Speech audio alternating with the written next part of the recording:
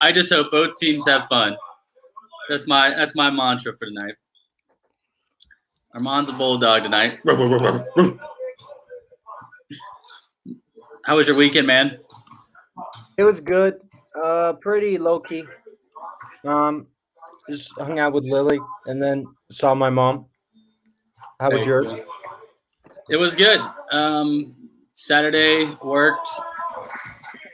Sunday worked, but came home afterwards for Easter dinner, sort of post-Easter dinner. They do Easter during the day at my house, so I got there kind of after the festivities, and then everyone had their drinks. So it was cool, though. Ate, and then drove back here. I passed out like at 9:30 yesterday. I was tired as hell. Yeah, I've been sleeping earlier last few days. Oh, no. That's my Uncle Haji. Hey, Uncle Haji. Good morning, Uncle Haji. Good morning. I like how he said, "What's up? We're back in 2000s. What's up? Happy Monday. Happy Monday, everybody. Man.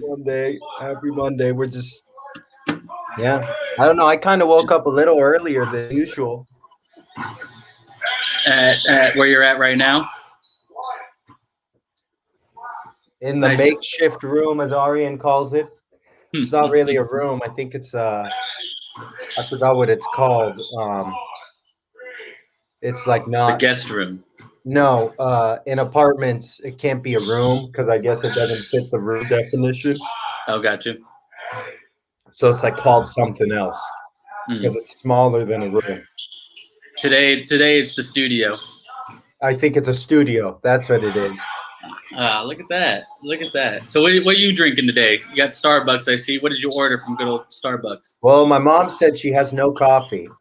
So I just got a caramel latte, I think. Okay. So it's fine. Fine. It's good. Tasty. What are you drinking?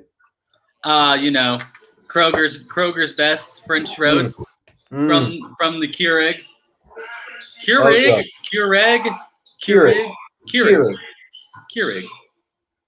Uncle Keurig. Greg, Egg, Cousin Greg. So you know what's happening tonight other than the national title game? No, what's tonight? Aaron Rodgers is hosting Jeopardy. Oh, I didn't know that's at night. I thought that'd be during the day. That's what I was thinking, but I just saw on Twitter it's going to be tonight. I didn't see what time it was at, but our live audience says 7 or 8 o'clock tonight. So maybe they did that on purpose to lead up to the national title game, even though I think Jeopardy's a Fox show, not CBS. But I think Jeopardy's syndicated, so it can be on anything. Okay. Well, maybe that's the preview to the preview for the national title game. I think it depends where you're at and what it's on, like those other shows, right? Right. I would assume it's at 7 though. Do you think you'll wear a jean suit or a suit with a bolo tie? I think I said that right. I don't know why he would wear either. Because he's worn them in the past. Mm. When the Packers had the game, the preseason game in Canada, he rocked the jean fit, and I'm pretty sure I saw him with a bolo tie. But did you hear about the preparation that went into it? No, I didn't. He took it very serious because Jeopardy being one of his favorite shows growing up, he made sure to watch plenty of Jeopardy film. He even talked about how he practiced saying things the way that Trebek would, answer the questions, answer things back to the contestants. Because I feel like, I don't know, from watching Jeopardy before, I feel like Trebek has witty comments. Yeah. Back. Aw, isn't he? Isn't he, Will? Will, you're looking sharp in your profile picture. I'm sure he's never heard that one before. Thank you, Will. Thank you. I'm so handsome. Has there ever been a game show that you've wanted to host, possibly? Oh, yeah, let's hear it. I mean, any That's of my them. lead-off question. Of course, like it's hard to beat, Steve Harvey, who's hosting it now. Like before I answer, I don't think I can be better than the host right now, but if I had a chance to host, Family Feud would be fantastic. I always wanted to host a type of Family Feud. I always wanted to host a type of Family Feud, if it was at college, like between houses, like I said, Tennessee versus whoever. Oh, yeah.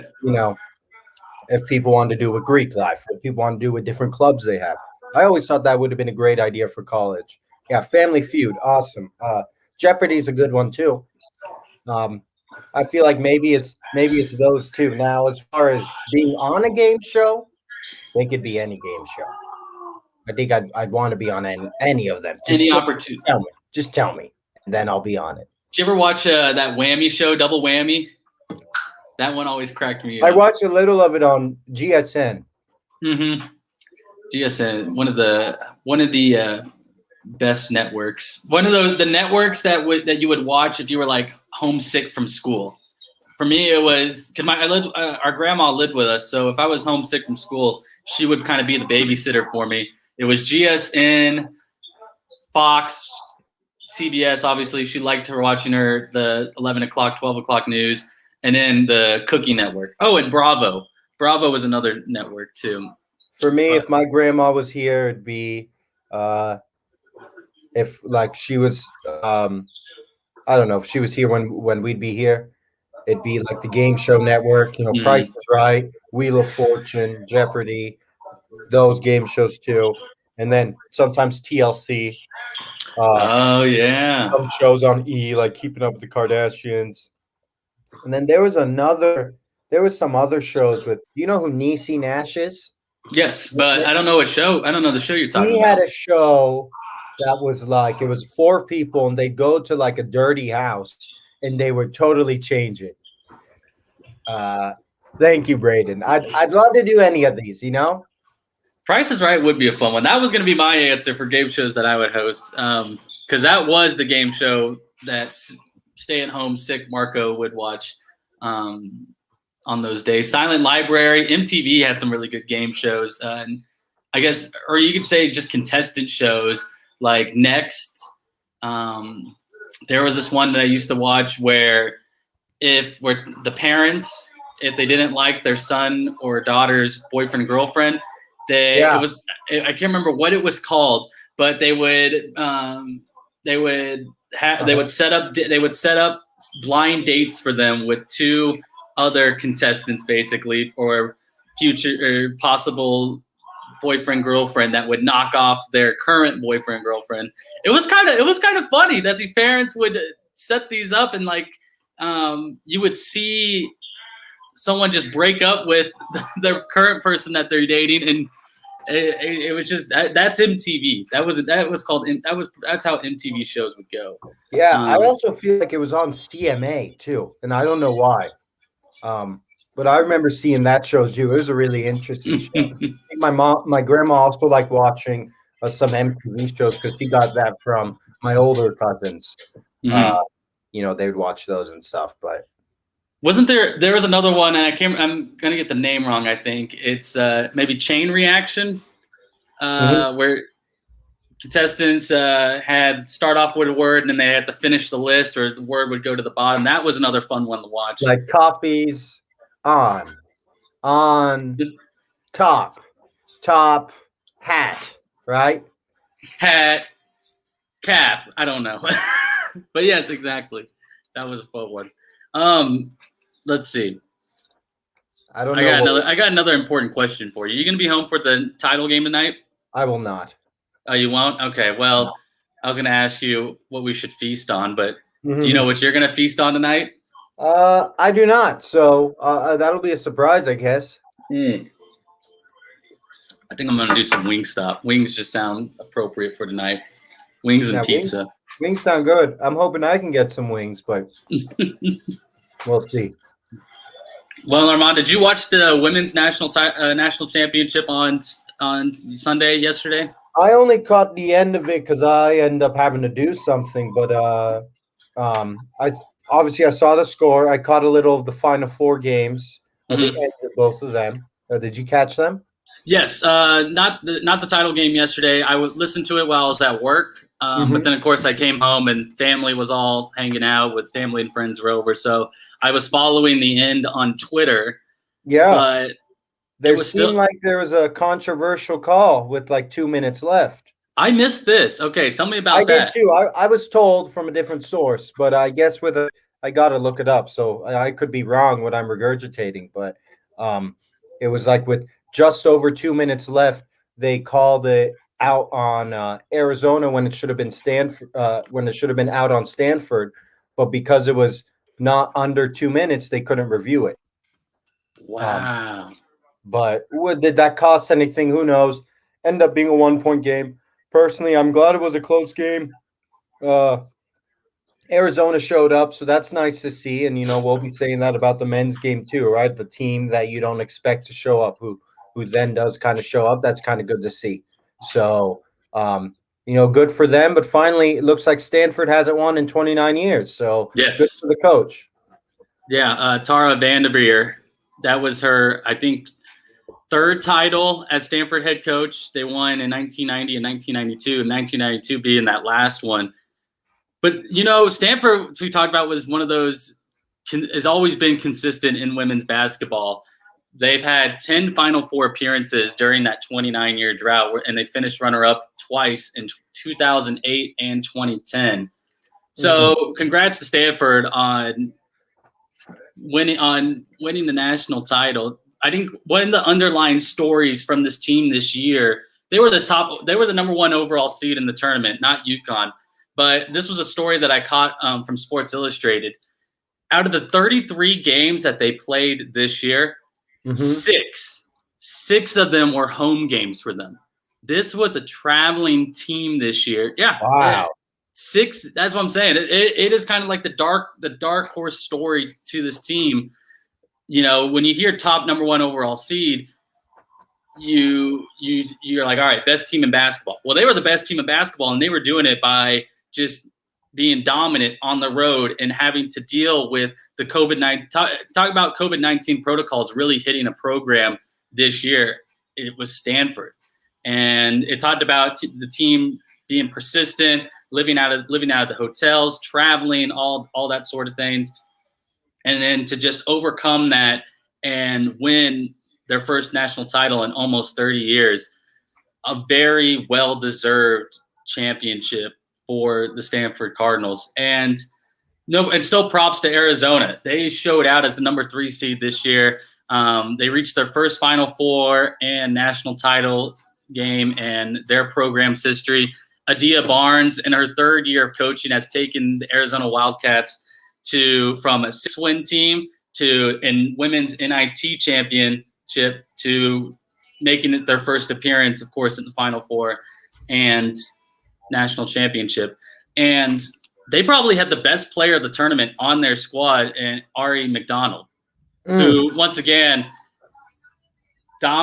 we saw what she did against UConn in their Final Four game, and then she still dominated yesterday's game in the championship. Had the final shot at the end. Fortunately, it didn't go in for them, but still, that was one of the other headlines and I feel like we're going to see the same headlines sort of after tonight's national title game, win or lose. Both teams, should still give them the credit of what they've accomplished this year.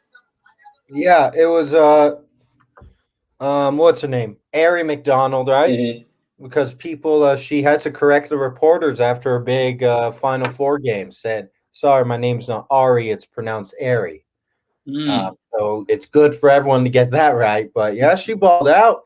Right? This is her. That's what she did. And you were watching those. If you watch those highlights, at least what I watched from the Final Four game, you see her shooting up deep 3 shots, and times she'd shoot it and be walking before it makes the basket. That's when you know you're ice cold. That's when you know, maybe not ice cold, but you're right, ice in your veins. Clutch. And I think, Confident. of course, all of us here are gonna love it, and I'm sure Bibbs loves it too. Like you said, the Coach Barnes being an electric coach, not just with the double bird, but first of all, about that, when you see that little, I want to say highlight of when she does the thing, does the double bird, as Bibbs says, Mm-hmm. and her team gets hype about that. And what I like about that is she was an Arizona alum. She was an Mm-hmm. All-American player. Not that I knew that before. I just looked it up. That's But she fine. knows what it's like to be a top player. And she knows that environment. And she is a young coach. So she's no stranger to athletics, or especially dominating in athletics. So I think we all love that here because it gets the players pumped. You don't feel like a stranger, because the last thing you want is your coach to be a stranger, an outsider. And I don't think many coaches are. But, we've seen what happens when maybe the coach doesn't get along with the players at any Mm-hmm. level in any sport. So good for her for being true to herself. And she had a good speech saying she represented a lot of different people in her little run here. And maybe there's going to be more to come. McDonald finished with 22 points in that game.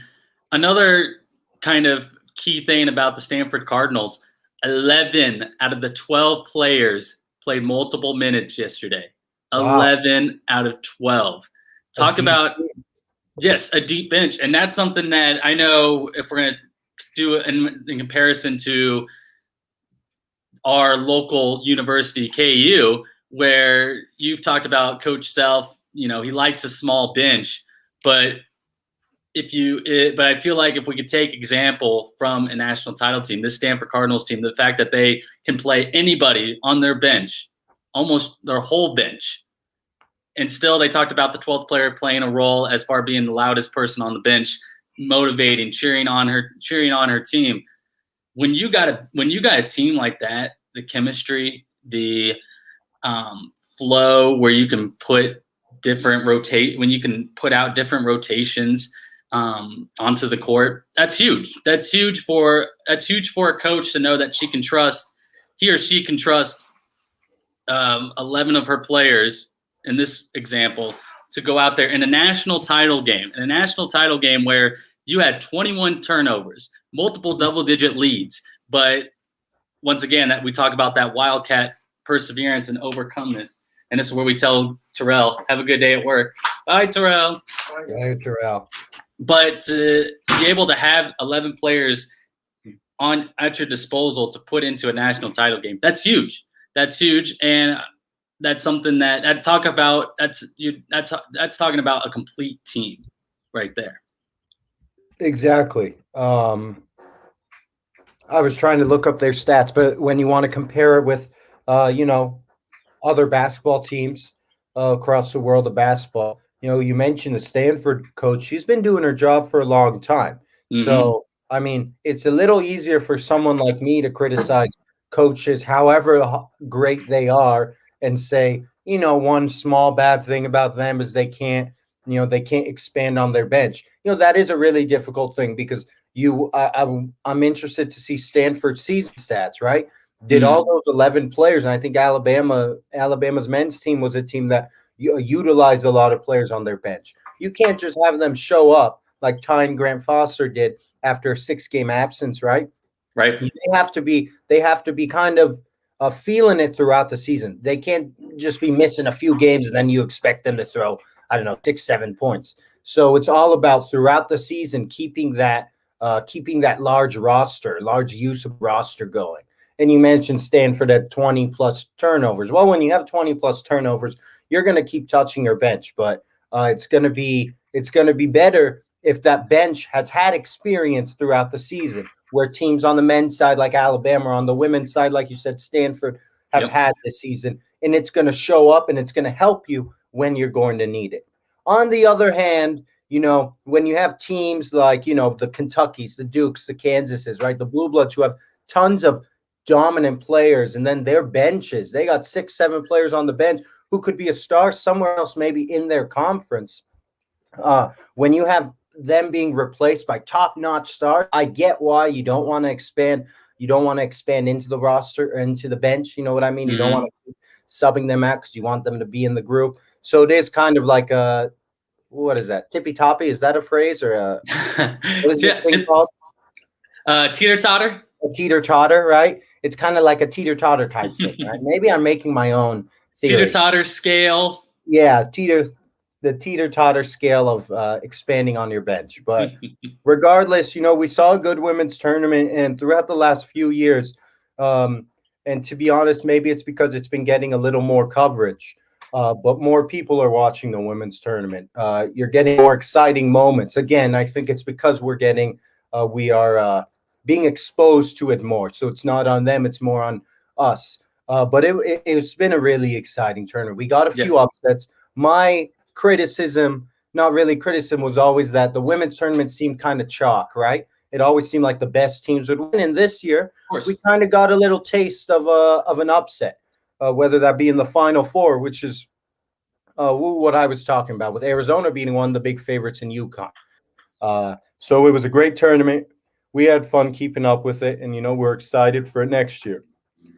But luckily, we got one more game. Exactly, and that's what we'll transition into. The top seed, once again, congrats to Stanford on winning the women's national title for this year. They were the top overall seed, and now tonight's game is featuring the top two seeds of the men's national tournament in Baylor and Gonzaga. Baylor dominated their Final Four game against Houston. I think that they did exactly what they were supposed to do in their large margin victory. We knew Houston was a defensive team. They were unable to hold down the Baylor offense, the second efficient offense in NCAA, according to Ken Pom. We love that efficiency stat.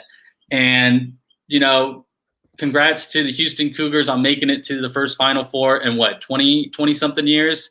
Yeah, since the 80s. Since the 80s. But we saw the Baylor team that we expected. You talked about all year, Baylor has those moments where they come out flat and they're not the team that they're supposed to be. Drew Scott got his players going, and they shot over 50% from the field in this one. Drew. You gotta,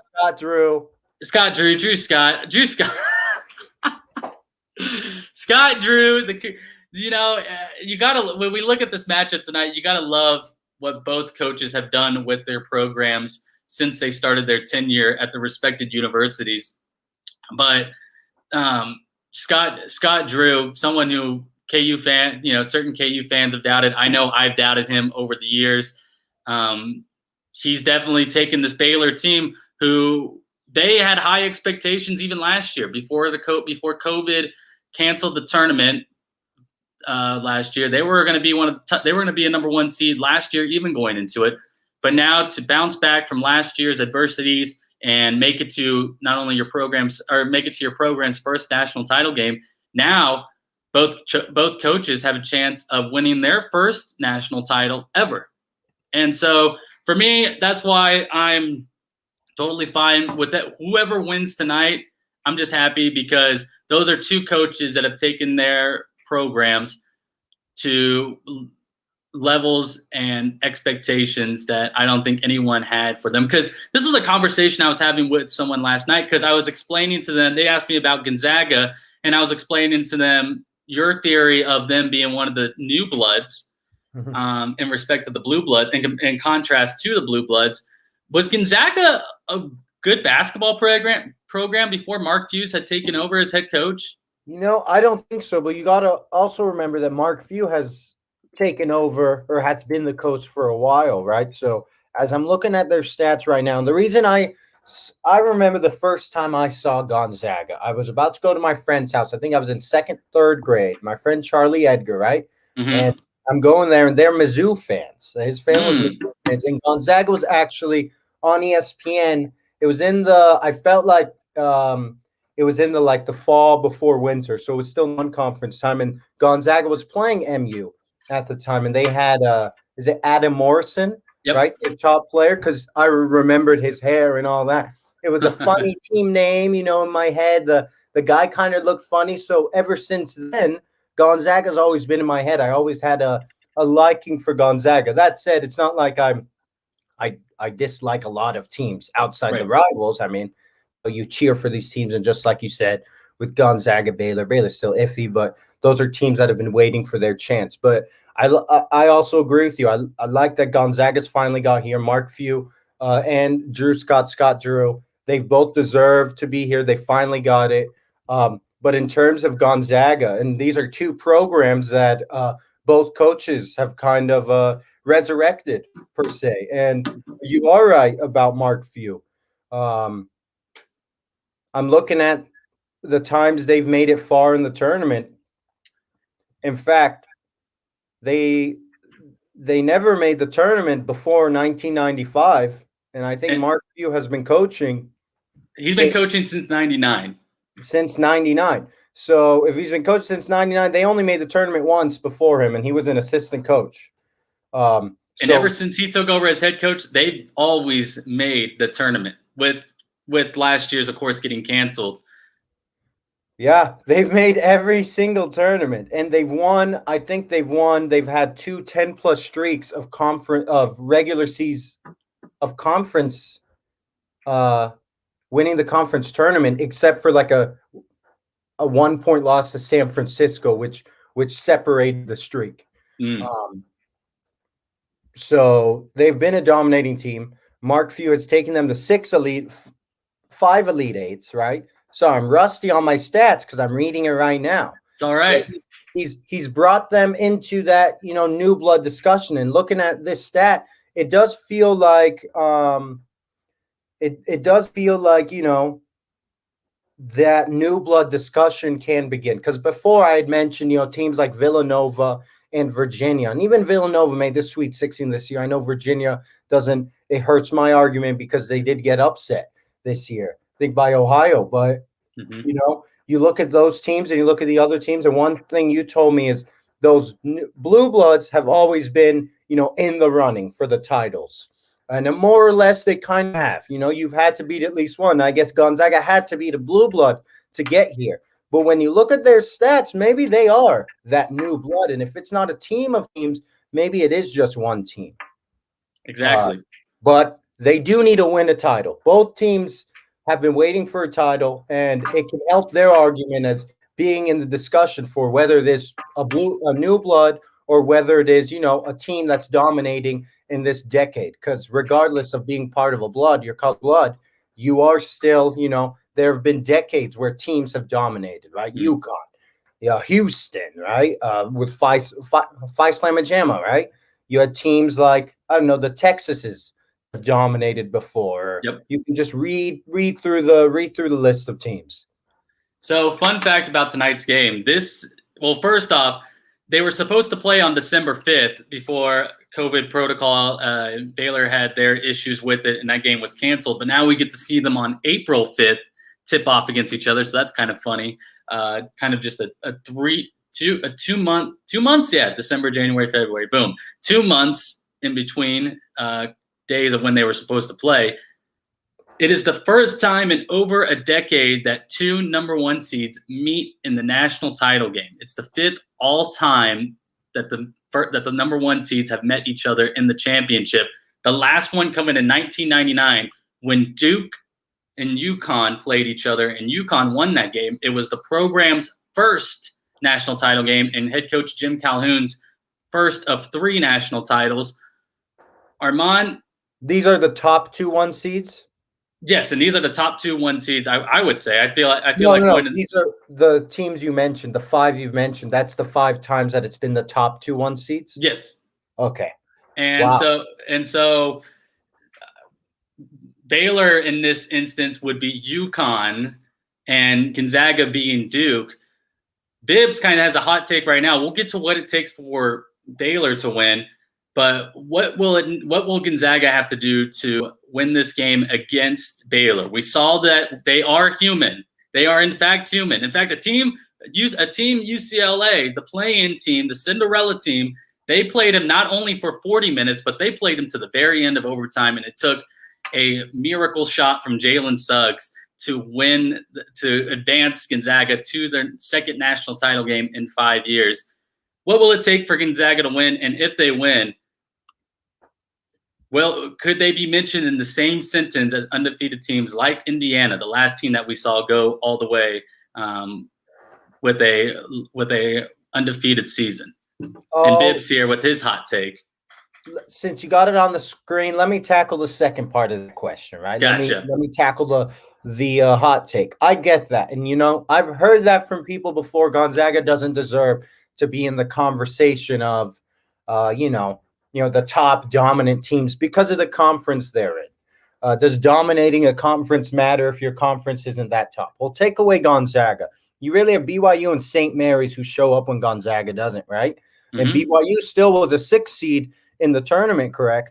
And they beat them 3 times. But if that doesn't matter, then okay, we look at their non-conference because they can't do anything about their conference because the Pac-12 or any of the other dominating conferences won't accept them because they don't have a football team, correct? So we can look at who they have played. And as I'm looking at who they've played, their non-conference schedule, they played an Auburn team, right? Beat them by 23. They played Creighton. Bibbs is Creighton. That was the – let me look at it this way. They beat Auburn. They beat West Virginia by 5. They beat Iowa by 11. They beat Virginia by 17. And then they start their conference playing. Then in the tournament, we know what they did. Oklahoma, Creighton, USC, they handled them and didn't get a challenge really until UCLA. This was their first game within 10 points. They beat BYU the 3rd time by 10, and then they beat West Virginia by 5. Other than that, every game has been over a 10-point differential, and obviously they're undefeated, so they've won each game. So this UCLA game taken to overtime was hands down their biggest challenge. Looking at their non-conference, I still feel like they can be mentioned in the same sentence as Bibbs says, as undefeated teams, because we've seen, other teams like Wichita State, who, got that tough matchup with the 8 seed Kentucky, who ended up going to the national title game and losing there, and they lost to them. That was another team that fit the mold of, their conference may not have been as good. Or what about turning the clock back? There was a St. Joseph's team, I think in 99 or 01. Jameer Nelson and who else? Had like a couple top guards, right? They were undefeated until their conference tournament. And I think they made it to like the Elite 8. That's another team that, were top teams that just couldn't get it done. I think if Gonzaga can finish it, to answer your question, Bibbs, I know it wasn't a question, but I think if Gonzaga can finish it, I still think they're considered in the same realm because why they got it done in the tournament. Mm-hmm. They were the 1 seed, so of course they weren't going to get the toughest matchups in the tournament, but still they saw an Oklahoma team who was in a tough conference and played against top teams. Who knew if they were going to give a fight? They probably could have given a fight. They did it. They played who I argued was a good Creighton team, a Creighton team that kind of like this Baylor, but more so for Creighton. We never knew which type of Creighton team could show up because I thought they were a pretty good team. I think KU beat them only by 1. I know KU isn't the best example of comparing this season, but still Creighton was a good team. And we talk about last year, teams that got quote unquote cheated. Creighton's one of them who had a dominant season last year amongst KU, Gonzaga, Baylor. Yes. And then you look, they beat a top USC team that was underseeded. And we saw what happened with UCLA. If you want to say they got lucky, I guess, but I know no one here is saying it, but some people have. But in the end, they just got the last shot, and that's all they needed. So to sum that up, I think they still can be mentioned in the same sentence, and those are all why. But another why, it's been like 45 years. So no one has been able to do it, whether you played in a bad conference or you played in a good conference. So we've seen teams in bad conferences have 1 loss, 2 loss, but now they're in the championship game as an undefeated team. So let's see if they can get it done. If they can't get it done, then more people will have that same argument that Bibbs is saying. That's a fact. More people will be saying that. Do you want me to answer your first question now, or did you want to? No, I wanted to say that was perfect. The 45 years, that right there is kind of is the argument that you bring to this hot take that Bibbs has presented, because look how hard it's been. And of course, you look at Gonzaga's non-conference schedule, which you went through, and the teams that they beat before their conference schedule, in the way that they dominated the tournament leading up to the national title game. And I you left said it out all a right there. team. You covered it all right there. Right there, you took down the hot take right there. You And I tackled left out my team. I left out the University of Kansas that they started their season with. Exactly. And that was still a great game to watch to kick off the season. And so, Armand, you can stay in the kitchen because you can take the heat. He just threw ice cubes on Bibbs right there. You know what you did? You did a sneak attack on Bibbs. You pulled the shirt from behind and dumped ice cubes down it. That's what he did. So cool off, Bibbs. Cool off. I would say that, but just because of the way Bibbs phrased it, he didn't say this is a hot take. He didn't bring it out aggressively. No, he didn't. He brought it out a little friendly, so I'll have some friendly fun. Now, if he did aggressively, he knows I'll be there like when we play one-on-one. He knows it. But Armand, what does Gonzaga have to do to beat Baylor tonight? My answer, my kind of cheating answer would be they just got to be themselves, right? Because other than the other day, when they've been themselves, no one's been able to stop them, regardless of who they've played. Now, the one question is this, right? Baylor is, hands down, the best team that they're going to be able to play. Mm-hmm. And Baylor has this chip on their shoulder that a lot of people against Drew, right, that we've mentioned. A lot of people saying that they don't show up maybe every game. And really they had a few close wins, but you have that Kansas and Oklahoma State loss, which, again, were good teams that were playing some of their best this season. They did lose to them, but other than that, they've played a pretty well season. But I just feel like Gonzaga's a machine. You look at them, and you can look at their top three players in Timmy, Kispert, and Suggs in no order. Mm-hmm. And then there have been games where there's top three players, they weren't even the best players. Because you have, what's his name, Nembhard and Ayayi, right? Yep, and he showed out in the Final Four. Yeah, Timmy and Ayayi. That's all I've been hearing over the weekend, right?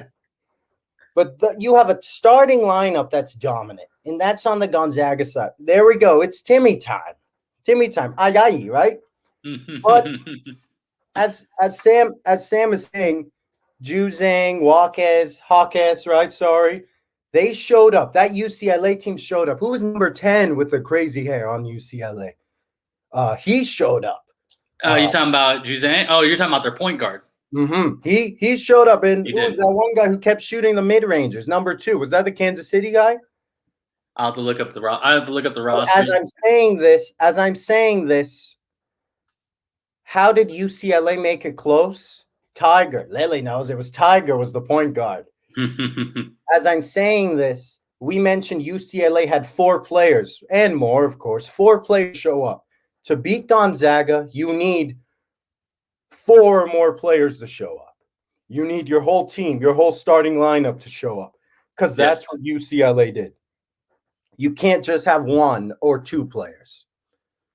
I know that's a cop-out answer, but after seeing the last game, I would usually say Gonzaga could just be themselves. They were on pace to join the likes of, and I'll look it up once you're going to give your spiel, but the likes of some of the most dominant tournament teams that have won by the most point differential. But now with Baylor, I don't know. I'm just excited for this game because it's going to be now 2 dominant teams. And for all the few problems that people want to say that Gonzaga had, and Baylor being a top-notch team, not like an Iowa, right? Not like a Virginia who were maybe trusting one player. UCLA at least had, those top 4 players. It's just on the other side, Baylor needs all their players to show up. Yes, you're right. They need all their players to show up and get Gonzaga in foul trouble. Because I think Timmy, Ayayi, and Suggs at one point had 3 fouls with still a good amount to play in the second half. So that's my spiel. Now it's time for yours, Mark. I'll give my spiel on Baylor. So you talk Gonzaga. I will get the Baylor preview for this one. And Sam Valdez. Good morning, Sam. Welcome. Glorious to see you. I hope your morning meetings went well with work. And he's rooting for the Bears tonight. Mm-hmm. He's all in on the Big 12 team, Big 12 support, and he's already been talking about. He's already thrown out the names out there for Baylor. Ooh, the coffee's cold now. Ooh. So, like you said, Gonzaga, another team with they have their three guys. Well, Baylor has their three guys as well with Mitchell, Teague, and I'm going to forget the last name off the top of my head. Yeah, Butler. Excuse me, Butler. Check your vitals. That's what I'd yell at him. Vitals been there forever. I'd always say check your vitals, and he's still there. He's still there. The vital. He's their fourth guy that they're going to need to show out today. My big thing is I hope the refs let them play because, once again, I don't know if there's going to be any defense in this one. I think we'll see kind of the same type of game that we saw with UCLA and Gonzaga where both teams are just going to be hot. They're going to be hot from the field, and it's going to be whoever maybe who has the basketball last could show up and wins this game.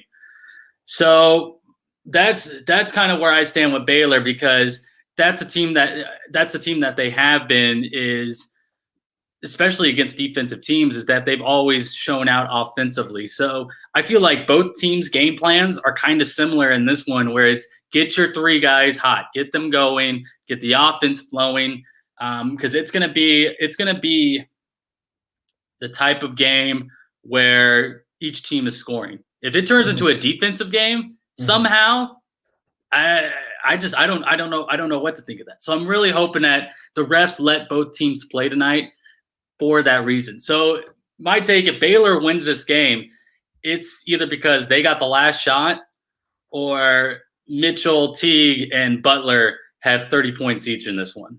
Maybe Vital shows up with the double-double, which Sam gave his take on that one. He's smelling a double-double cooking up. He needs to make sure it's not Timmy Todd. So for Baylor, they especially need to not turn the ball over and get back on defense quickly. Get back on defense quickly because we know Gonzaga is one of the best teams in the nation, if not the best, for excuse me, I had a brain fart there. They are one of the fastest scoring teams in basketball, and I believe as far in comparison to UCLA in their game, they outscored They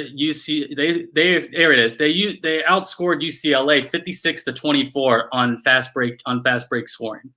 So if you're Baylor, get your buckets, get back on defense quickly. Do not get into foul trouble. Do not let your best players get into foul trouble in this one because that may have been something that hurt Gonzaga in their Final Four matchup with UCLA. You mentioned that 3 of their players got into foul trouble pretty early. So if you're Baylor, stay out of foul trouble, get back on defense. Don't let Gonzaga outpace you in this one, and just got to keep up the scoring because, once again, I just truly believe this is not going to be a defensive kind of game. And the line in this one is Gonzaga -4.5. So Vegas sees it as a close game as well. Armand, I know I'm asking this kind of off the top of the head now that I presented that stat.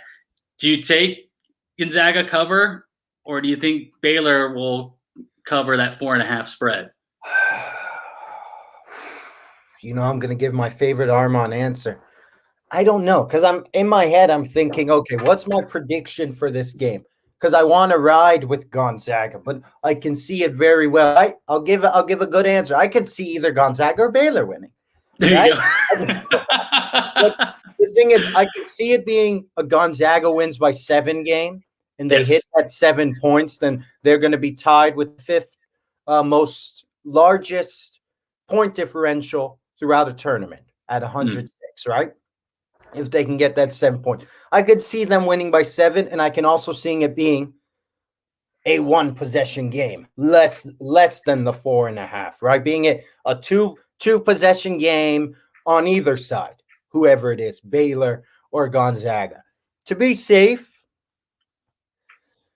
I guess I would say Baylor could cover. Yeah. I guess that's what I would say. And you know, I'm reading through the comments and I'm really thinking in my head.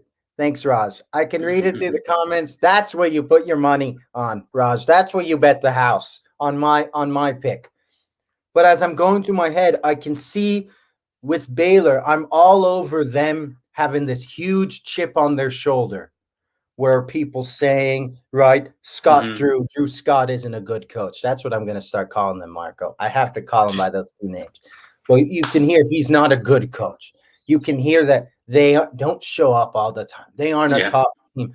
They choke in March. Well, now we're in April, though. So are they going to choke? So and you saw, they beat a good Houston team. Good defensive team. Hasn't played anyone. A good Houston team. They beat him by 19. They didn't let him have a game. So there's something in here that they have this mentality. Okay, we're about to make history because here's a team that's about to be the first undefeated team, whether Bibbs likes it or not, the first undefeated team in 40 some years. What if we ruin their party? They've been waiting for this moment for longer than we have. And, I see why Vegas did the 4.5 because you brought up again, and it's something that I've stuck to for a while now with Drew Scott, kind of choking in the end. So I could see that where Baylor has a chance to tie up the game down by 2, maybe down by 3, and they totally just come out flat on their set play or something, and it doesn't work out for them. So I see why that's a thing, but I'm so glad that we got this game because it really is the best of two teams facing each other in college basketball. It really is the people's choice, national title game. And what a great way to conclude the basketball season and the tournament season this year. Like I said, Terrell asked, am I Gonzaga or Baylor today? And I told him I'm the zookeeper because I'm happy with whoever wins, Bulldogs or Bears. Bulldogs are part of the zoo now. It's part in my world, I guess. But that's where my stance is on it. And of course, Scott Drew and Mark Fewes, two coaches, deservedly so, of a national title. Would love to see Mark Fewes get it because of where he once again has been there since 1999, searching for that first national title. Had a shot against UNC a few years ago, but unfortunately, good shot too. What's that? A good shot. Yes, a good shot with a very good, high-scoring offensive team. And so, yes, Braden, Drew Scott Drew is the new Chris Paul, Cliff Paul tongue twister scenario. Braden, are you gonna get some Little Caesars tonight? I might get some Little Caesars because then that's how I know Terrell won't eat any of the food, and I'll have it all for me. This is the night. This is the night to go and get the food that you've always wanted to get. If you didn't get it on Super Bowl Sunday, then tonight is tonight because this is gonna be the game to watch. Probably when the ESPYs come around, this is gonna be nominated for Game of the Year. Hopefully, fingers crossed. Beat out the Final Four game. Pizza. Little Caesars, if you're watching, I want you to sponsor us. We'll put you in the bottom third down here eating that slice of pizza. Once again, one of the best pizza logos out there. That aside, I keep thinking about this championship game, and with a lot of Gonzaga games, and I'll be honest, with every Baylor game too, especially when KU beat them. And the reason I got to mention that is because I know if Baylor wins, that's all I'm going to see on my Twitter feed. KU beat Baylor, to the point where I'm going to get annoyed of it, and I don't want to be annoyed of it. KU's the real national champion this year. But even in that game, both with Baylor and Gonzaga, every game they've played, I thought they would win. So now we're at, like you said, the championship game we've wanted. We're both confused of who's going to win. We have one undefeated team, and we have one team that has lost twice to two good teams. Yep. So when I'm trying to think of, there have been championship games that we've been this close, but we're really in the middle. And thinking back to the last few championship games, whether the team we thought would win won or they did lose, I don't know when was the last time where everyone's been so much in the middle. And I have to put my hand here because me and you are kind of divided by this line. So I have to put that here. That doesn't help. Anyways, it's such a competitive game that I don't know which way it's going to go. That 4.5 spread also, it kind of makes it. Is it going to be Gonzaga winning by 3. And I think I would take Baylor to cover. I'm more confident on that than confident on who's gonna win.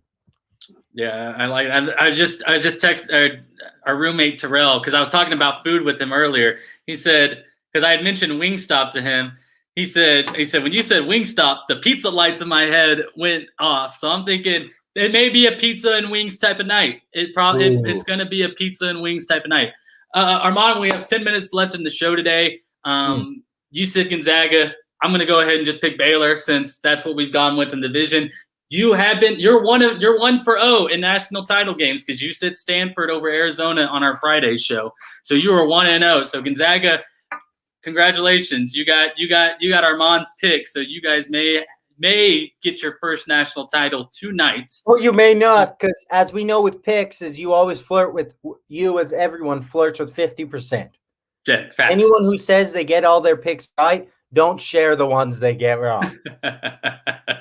So I don't know if Gonzaga is going to like this or not. I'm saying Gonzaga, but my head keeps saying Baylor. But because I've been riding with Gonzaga, I'll stick with them. But what I want the most is a top game. I want a game better than that magical Final Four game that maybe we're ready to say best Final Four game of all time. I know we've only been live for 23 years, but as far as we know, that was a competitive game. And I hope this is just as competitive. And I'm going to touch on this because Raj had asked how many players return to UCLA for this next year. Looking at the roster, I didn't realize they only had one senior on the team this year, and that was number 5, Chris Smith. You know what? With a coach like Mick Cronin and a team that rallied around a number 10 seed, 11 seed, 10 or 11 seed, which one? They were 10 seed, I believe. Who, UCLA? Yeah. 11. They were an 11 seed. Mick Cronin, a really good head coach, a lot of juniors on that team. Why not? Come back to UCLA. Raj, I don't know the real answer. I don't know the fact. I can't see into the future. But with the team the run that they just made, with the coach that they have, and only one senior, and you're bringing back all that experience, do it. Do it. UCLA, return everybody. Go out and redeem your Cinderella story with the national title this next year. So I hope UCLA gets it. But with the remaining minutes that we have, the Royals, if you have one of the streaming services, the Royals. No, wait. I have to say something about your UCLA thing. Whoever Juzang goes to, I hope no one reaches for him. But whoever he quote-unquote drops to, if he's a late lottery pick, I think that's a great pick. I think he's a top player, not on a trash team, but on a team that has some assets, has some things to build with. I think you get Juzang. Maybe like a New Orleans Pelicans type team, maybe a Mavericks type team. I don't know. He seems really good. And if he can become dominant at shooting like the dominant NBA players, who knows? Because he's a top player. There you go. We can go to the Royals now. I just had to say that. He definitely, that's what March Madness is for. It gives you a good look at players because some of them do show out and have a tournament run like Juzang did. We'll see if Jalen Suggs is still the top player, one of the top 3 players going into the draft this next year. Should be. If he's 4, then whoever got 4, they're like I love that. Oh, Uncle Maury, happy Monday to you, sir.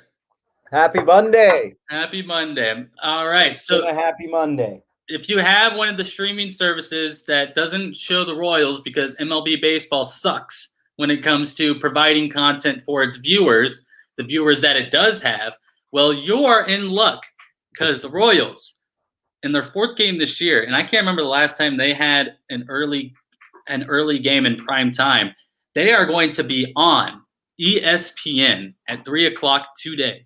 So if you want to watch the Royals before the national title game tonight, if you want to get, if you are living in Kansas City, if you are a Kansas City person, it is a true sports day for you because the 2-1 Royals, and I learned yesterday that the Rangers are one of the worst teams in baseball. So take as you will what you saw in the first 3 games from this Royals team.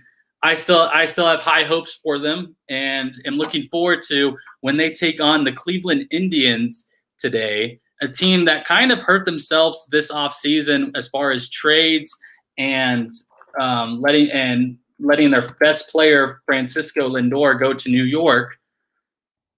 I'm very excited to see what this Royals team does because, once again, in baseball, division plays a big factor, and you play a lot of games against your division teams. So if you really want to see what this Royals team is about in the early part of the season, these next two series are very important as they take on the Indians, and then they play the Chicago White Sox, who are an AL Central favorite this year. Danny Duffy is on the mound for the Royals, making his 2021 debut for Kansas City. Very curious to see what the Duff Man brings in his first showing, as there were talks of him maybe being moved to a long reliever into the bullpen when they bring up one of their young stars in Coar or Lynch or Lacey. So I'm very excited to see what Danny Duffy does in his first game for the Royals. They're on the road in Cleveland. It's on ESPN.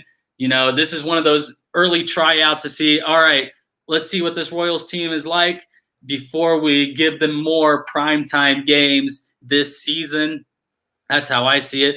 They put up double-digit runs in their first two games, unfortunately lost Sunday's game against the Rangers. But, hey, you know what? That's just baseball. You can't win them all. You know, we said 162-0 after the first two games. Now the joke is 161-1. Obviously, that's not the case. But in baseball, if you can win series during the regular seasons, if you can win 60%, 70% of your – maybe 70% is too high, but 60% of your regular season series, then you're going to set yourself up for a division crown. And so I'm very excited. You know, the Royals started off hot. It gets the fans excited. Everybody loves the beginning of baseball season. You know, once a losing streak starts to happen, hopefully not, knock on wood, that's when the fans fall off. But I'm just excited to watch the Royals at 3 o'clock today, primetime, ESPN. Maybe I'll have to go get a feast for that as well before tonight's wings and pizza. But Armand, are you going to be watching the Royals at 3 o'clock? I wasn't aware it was at ESPN. You know, with baseball season, you know me, I'm trying to watch as many games as I can. Mm-hmm. I know the games are almost every day. So just in the morning, you just check ESPN. Royals playing today? Awesome. I wasn't aware it was ESPN until you told me earlier today. So that's great because it's at 3 o'clock, and I was looking at the Jeopardy time. I think it's going to depend on where you are. I wonder if they're going to make it a primetime thing. But over here, it might be at 2 o'clock. Oh, crap. Okay. So you got to check. And it might be just a regular. It might be just the regular. Might be just, the wings and pizza. You're getting the wings and pizza. Babe, that took us a second, okay? Okay? You got to give us – that took us 5 seconds. I was really thinking fast in my head. Wings and pizza, yes, the wings and pizza. But so if Jeopardy's at 2, we got Jeopardy at 2, Royals at 3, a little break, and then the national championship game at 8, I believe. Yes. Marco's still taking it back, but if not, then Royals at 3, Jeopardy at whatever time, 7 if it's at that time, and then national title game at 8 I just said Central Times. But it'll be great. It's a treat yourself day. You know, who knows? You will be getting that wings and pizza or whatever else. It can be abbreviated too. It's a treat yourself day, right? It's a treat yourself day. It is indeed. The payday was Friday. The wallet is full. It's time to break it out because that is what today is for. Today is a wallet breaker kind of day. If you're a golfer, beautiful weather outside. I hope you have a tee time set up. And speaking of golf, on Thursday, we got the Masters. We do. You know what I saw on Twitter? It's Jim Nance's week. It's Jim Nance week. You got the national title. You got Augusta. You got the Masters at Augusta, Georgia. All right. In this remaining minute, I'm going to give you some things to watch on this Monday to start off your week. If you haven't already, go watch the versus battles between Earth, Wind, and Fire and the Isley Brothers. I started off my morning with that today. Didn't get to catch it last night.